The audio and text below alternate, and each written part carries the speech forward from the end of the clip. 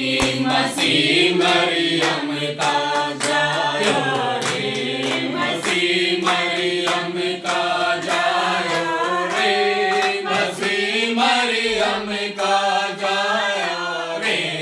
ओ मैंने पहले से कह दी, मसीह मरियम का जायो रे।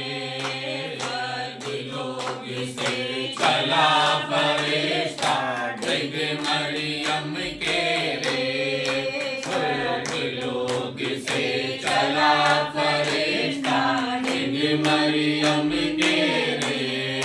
मरियम से वो यूं बोला, तेरा बेटा होगा रे।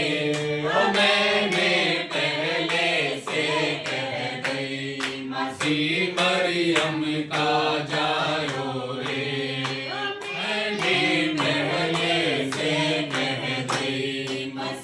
मरियम का जायो रे। रच करके मरियम बोली, सुनो फरिश्ता रे। मरियम बोली, सुनो फरिश्ता रे। क्या हुआ ना अब तक मेरा कैसे होगा रे। वो मैंने पहले से कह गई, मसीह मरियम का जायो रे। वो मैंने पहले से कह गई, मसीह मरियम का जायो रे। सुन के फरिश्ता बोला, मैं समझाऊं तो रे।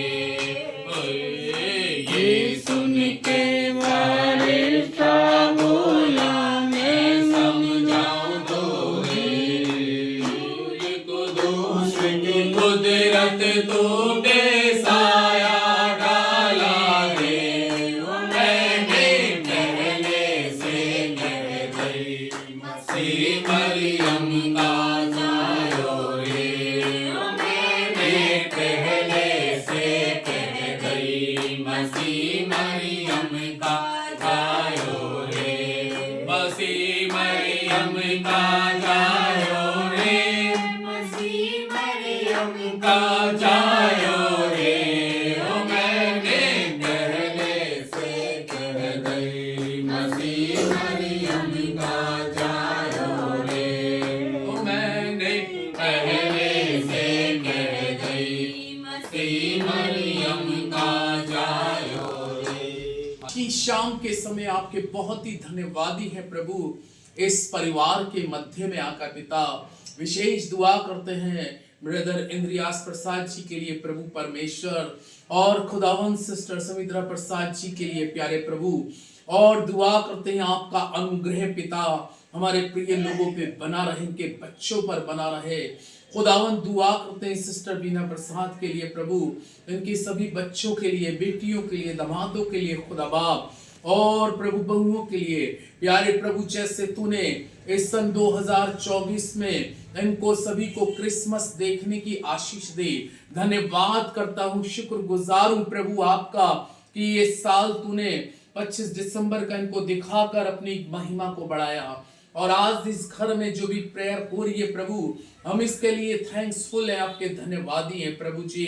आपसे दुआ करते हैं नैना के लिए, लवीना के लिए, और करुणा के लिए, आशीष के लिए, भाई गौरव के लिए, इनके दोनों बच्चों के लिए, छोटों के लिए दुआ करते हैं प्रभु। इस परिवार में सभी लोगों पर आपकी विशेष कृपा होने पाए, और ये घराना तुझ में दिन प्रतिदिन बढ़े, और उस अनंत जीवन की तरफ आगे बढ़े जो हमसे कभी छीना नहीं जाएगा।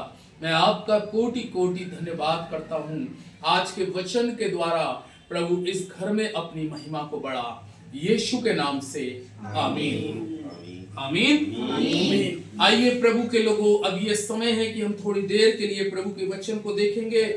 यशाया 9 को निकाले। आज की शाम के समय जो पाठ है परमेश्वर का, वो है यशाया नबी की पुस्तक 9 अध्याय और उसका 6 पद।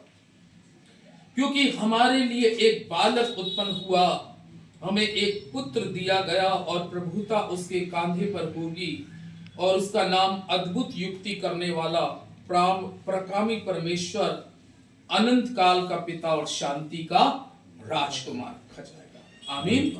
इस एक आयत के अंदर में बड़े गहरे शब्द हैं और सारे शब्द जो है मालूम है प्रोफेट भविष्यवक्ता यशाया यीशु मसीह के बारे में सारे शब्दों का उसने इस आयत के अंदर में जो जिक्र किया, कई एक नामों से यीशु को यहां पर बोला गया, कई एक नामों से, लेकिन मैं एक नाम पर थोड़ा सा बोलूंगा। और एक नाम क्या बोला? अनंत काल का पिता, अनंत काल का परमेश्वर। आज मैं इस नाम पे बताऊंगा कि यीशु मसीह को भविष्यवक्ता ने अनंत काल का पिता भी बताया, यानी कि अनंत काल का परमेश्वर। अनंत काल, इस पृथ्वी पे, जमीन पे बहुत से ईश्वर ने, बहुत से भगवानों ने जन्म लिया, लेकिन किसी में अनंत काल नहीं था, किसी के पास में अनंत काल नहीं था, ना अनंत काल की आशीष थी। इसलिए यहां पर परमेश्वर का दास यशाया करीबन 800 850 पहले वर्ष पूर्व पहले इस चीज की प्रोफेसी कर रहा है, कह रहा है इस संसार के अंदर में, इस संसार के अंदर में एक ऐसी शख्सियत जन्म लेगी जिसके पास अनंत जीवन होगा। क्योंकि लोग अनंत जीवन चाहते हैं, क्योंकि इस जगह पर हम धरती पे जितने प्राणी रहते हैं यहां पे अनंत काल हमें नहीं मिल सकता। हम लोग यहां पर टेम्परेरी लोग हैं, हमारे सब कुछ यहां पर जो भी है टेम्परेरी है। लेकिन भविष्यवक्ता उसको अनंत काल का पिता बताता है, अनंत काल, क्योंकि यह बात सच है, अनंत काल और अनंत काल की बातें प्रभु यीशु के पास में। उसने कहा, परमेश्वर के वचन के द्वारा उसने बताया, भविष्यवाणी के द्वारा उसने बताया, परमेश्वर ने उससे बात करी कि मैं इस संसार में इंसान की सूरत में आऊंगा, मैं इस संसार में इंसान की सूरत में आऊंगा। और कलाम वचन बताता हूं, इंसान की सूरत में जब आया तो उसके नाम को यहां पर भविष्यवक्ता अनंत काल का पिता भी बताता है। अनंत काल किसको कहते हैं ये हमें समझना बहुत जरूरी है। अनंत काल का मतलब है अब्दी जिंदगी, अब्दी जिंदगी, उसको अनंत काल बोलते हैं।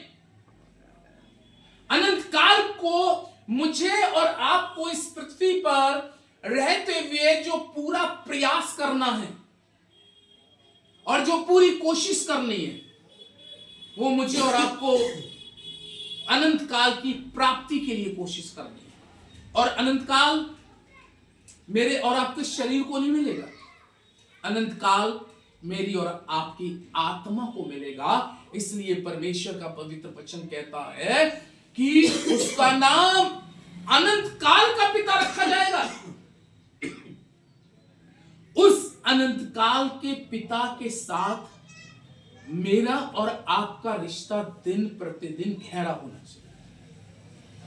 मेरी और आपकी संगति उसके साथ, अनंत काल के पिता के साथ बढ़नी है। मेरी और आपकी आराधना स्तुति अनंत पिता को प्रतिदिन अपने जीवन से देनी है। उस अनंत काल के पिता की लिए इस जीवन में, इस शरीर से जितनी अच्छी सेवा हो सके, अनंत काल के पिता की उतनी अच्छी सेवा करें।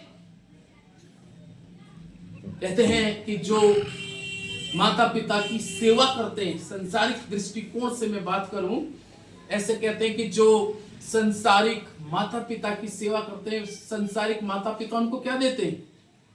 आशीर्वाद देते हैं, आशीष देते नहीं देते। जो बच्चे, चाहे बेटी हो या बेटा हो, जो बुजुर्गी के समय अपने माँ बाप की सेवा करते हैं, माँ बाप का दिल बड़े आनंद से भरा रहता है।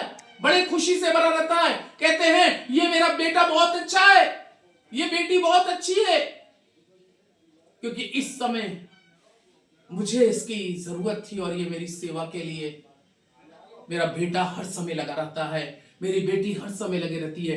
तो माँ बाप के दिल से दुआएं निकलती हैं। आमीन। माँ बाप के दिल से दुआएं निकलती हैं। और मैं आपको अनुभव बताऊं लाइफ का, जो दुआएं माँ बाप दिल से देते हैं वो लग जाती हैं। हालेलुया। अब आप सोचिए, जब मैं और आप संसार के एक माता पिता की सेवा करके उनकी दुआओं को लेते हैं, तो आसमान के खुदा की अगर हम खिदमत करेंगे, अगर हम उस परमेश्वर की सेवा, अनंत काल के पिता की सेवा करेंगे, तो कितनी बड़ी ब्लेसिंग पाएंगे। अनंत काल की ब्लेसिंग पाएंगे, अनंत काल की आशीष पाएंगे, जो हमसे कभी छीनी नहीं जा सकती है। इसलिए फिट इस चीज को नबी बोलता है, उसका नाम अनंत काल का पिता रखा जाएगा। उसमें अनंत काल है। देखिए यूहन्ना 6 अध्याय, जल्दी से एक दो रेफरेंस देखते हैं। और यूहन्ना 6 अध्याय के 66 और 67 पद को अगर हम देखें, और 68 पद पे तो लिखा है, इस पर उसके चेलों में से बहुत से उल्टे फिर गए और उसके बाद उसके साथ ना चले। तब यीशु ने उन 12 से कहा, क्या तुम भी चले जाना चाहते हो? शमौन पतरस ने उसको उत्तर दिया, हे प्रभु, हम किसके पास जाएं? अनंत जीवन की बातें तो तेरे ही पास है। आमीन। देखिए कलाम एक समय लिखा है कि यीशु मसीह के शिष्य एक समय बहुत थे, मतलब जरूरत से ज्यादा उसके शिष्य बन गए थे। लेकिन जीवन में एक समय मोड़ यीशु की लाइफ में ऐसा भी आया, 66वें पद में भी पढ़ा, उसमें से सब कैसे हो गए हैं? उल्टे फिर गए। पढ़े ना, पढ़े बेटे, देखो 66 पद में क्या लिखा, 6 के 66 में। हाँ यस। इस पर उसके चेलों में से बहुत से उल्टे फिर गए, हाँ, और उसके बाद उसके साथ ना चले। हाँ। तब यीशु ने उन 12 से कहा, हाँ, क्या तुम भी चले जाना चाहते हो? हाँ। शमौन पतरस उसको उत्तर दिया, हे प्रभु, हम किसके पास जाएं? अनंत जीवन की बातें तो तेरे ही पास हैं। अनंत जीवन की बातें तो तेरे ही। हाँ, इसलिए तो नबी कह रहा है इस बात को, अरे उसमें अनंत जीवन है। अबदी जिंदगी उर्दू में बोलते हैं, अबदी जिंदगी। शमौन जान गया, बड़ी गहराई से यीशु से प्यार करने वाला शख्स था। वचन इस प्रकार से कहता है, यीशु के साथ साथ लिखा है, अपने जालों को छोड़ के उसके पीछे चलने वाला शख्स था। सब कुछ त्याग कर उसके साथ चलने लगा। वो जान गया, ये जिसके साथ मैं चल रहा हूं, इसके पास क्या है? अनंत जीवन है। ये अनंत जीवन, संसारिक चीजें हमारी आपकी सबके खत्म हो जाएंगी, चली जाएंगी, लेकिन वो अनंत जीवन के साथ लग गया। बहुत से यीशु मसीह के शिष्य बनते गए, बहुत बढ़ते गए, लेकिन एक समय क्या आया, सारे के सारे यीशु मसीह के जो शिष्य थे उल्टे फिर गए। कैसे हो गए? उल्टे, बैकस्लाइड हो गए, छोड़ के चले गए यीशु को। यीशु के केवल वही मात्र 12 शिष्य दिखाई दिए। उस घड़ी प्रभु यीशु मसीह को बहुत दुख हुआ। यह नेचुरल बात है कि अगर आप जिससे बहुत स्नेह करें या आप जिससे बहुत प्यार करें, जिसको आप हमेशा अपने साथ रखें और वो आपको छोड़ दे, तो आपको क्या होगा? दुख होगा। यीशु मसीह को भी दुख हुआ, लेकिन उस दुख की घड़ी में उसने इन 12 शिष्यों से एक प्रश्न करा, और इन 12 शिष्यों से क्या प्रश्न किया? क्या तुम भी जाना चाहते हो? पतरस पतरस जान गया, अगर मैं किसी और के पास चला जाऊं उसके पास अनंत जीवन नहीं है। शायद दुनियावी रीति से वो मेरी खातिरदारी तो अच्छा कर सकता है, लेकिन अनंत जीवन नहीं मिलेगा। नहीं मेरे प्रभु, मेरे स्वामी, मैंने नबी की पुस्तकों में पढ़ा है, नबियों ने तेरे बारे में प्रोफेसी पहले से करी है, क्योंकि अनंत जीवन तेरे पास में, तुझे छोड़ के हम कहां जाएं? हालेलुया। तुझे छोड़कर हम कहां जाएं? क्योंकि अनंत जिंदगी, हमेशा की जिंदगी तो मेरे खुदा के बेटे तेरे हाथ में है। आमीन। इस अनंत जिंदगी की प्राप्ति के लिए मैं आपको बताऊं, जैसा खुदा का बेटा हुक्म देता है, अगर मैं और आप अनंत जीवन चाहते हैं तो अकॉर्डिंग हमें वचन के अनुसार अपने जीवन को चलाना बहुत जरूरी है। लूका में ऐसा लिखा है, अगर आप लूका को जरा जल्दी से देखें तो बाइबल में वचन इस प्रकार से कहता है, प्रभु के लोगों,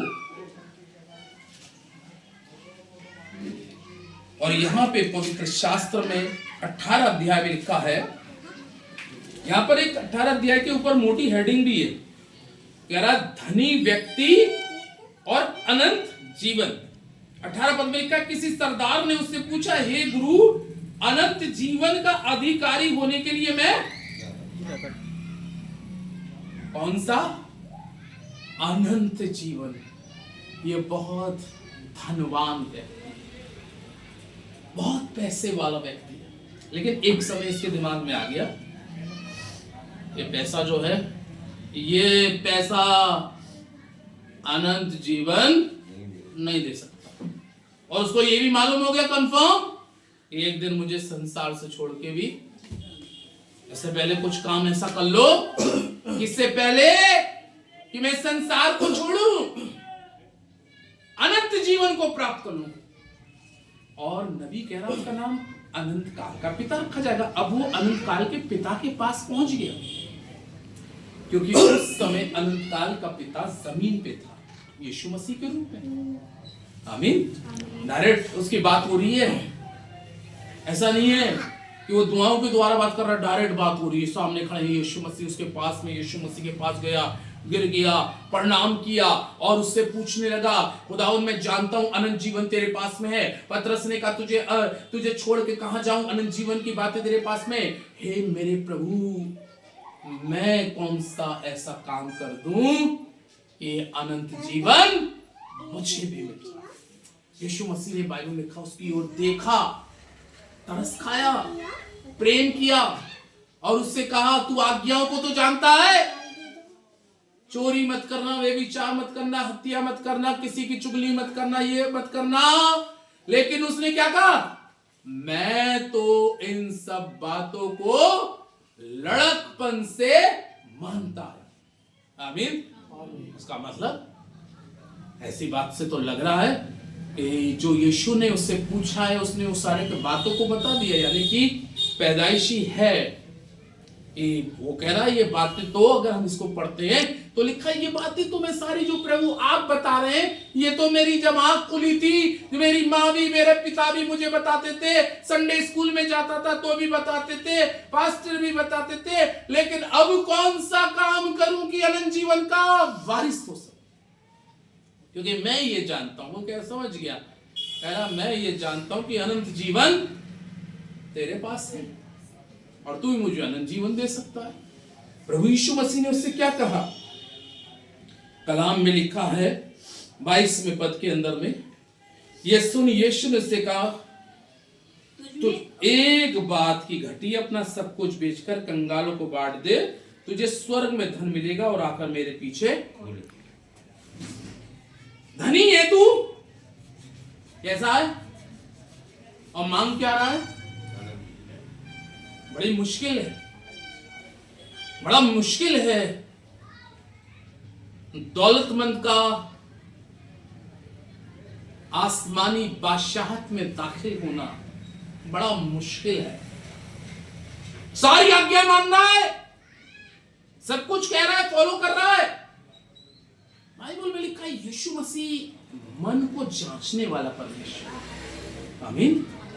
मैं कह यार ये व्यक्ति तो परफेक्ट लग रहा है बिल्कुल, और सारी जगह बिल्कुल बिल्कुल उसने सारी चीजें कह दी, ये तो मैं मान रहा हूँ, फॉलो कर रहा हूँ। यीशु मसीह ने कमी खाई बात की है कि अब इसको अनंत काल वो कह रहा द्वार यही है। ज़बूर की किताब में लिखा द्वार यही है, इसी से रास्तबाज प्रवेश करेगा। और द्वार पे खड़ा हुआ है, अनंत काल के द्वार पे खड़ा हुआ है। यीशु मसीह का देख के तरस खाया, प्रेम से भर गया यीशु।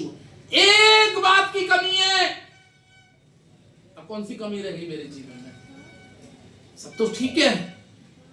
उसने कहा जा, बहुत से गरीब हैं, बहुत से कंगाल हैं, बहुत से मजबूर हैं, अपना दौलत को जाकर उनमें बांट दे। आजा मेरे पीछे, तुझे स्वर्ग में क्या मिल जाएगा? धन मिल जाएगा, अनंत जीवन मिलेगा।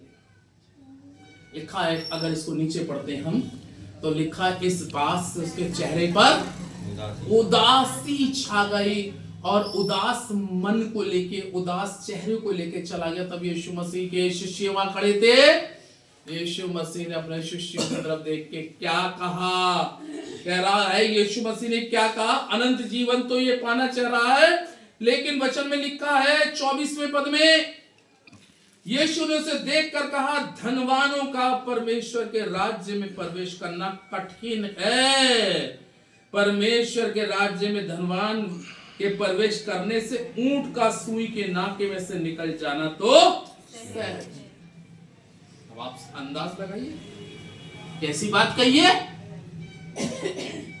अनंत जीवन धनवान के लिए प्राप्त करना इसलिए कठिन है क्योंकि मत्ती में यीशु मसीह खुद कहते हैं कि जहां तेरा धन है, इसलिए अनंत जीवन को, क्योंकि वो उस समय यीशु से बात कर रहा था और यीशु में अनंत जीवन था और अनंत जीवन के लिए ही आया था, अनंत जीवन के लिए आया था।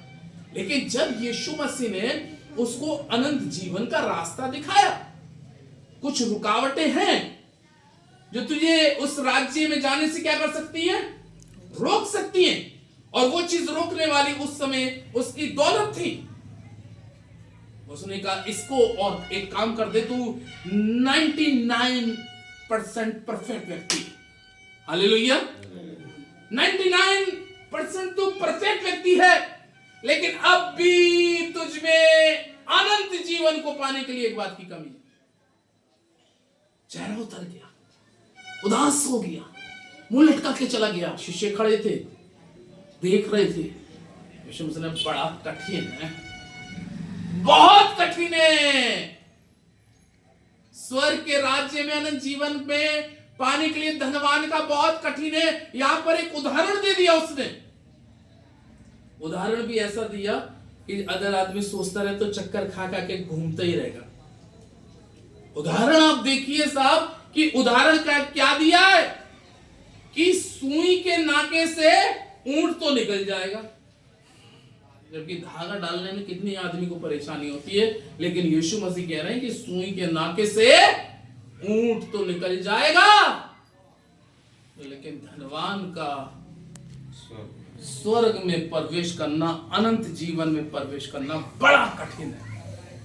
हालेलुया, बहुत कठिन है। अनंत जीवन का वारिस होने के लिए क्या करने का, ये कर ले, बड़ा कठिन है। इसलिए उसने, नबी ने कहा उसमें अनंत काल का पिता उसका नाम रखा। उसका नाम अनंत काल का पिता है। एक आखिरी पद की ओर चलेंगे, पत्रियों में, यूहन्ना की पत्रियों में।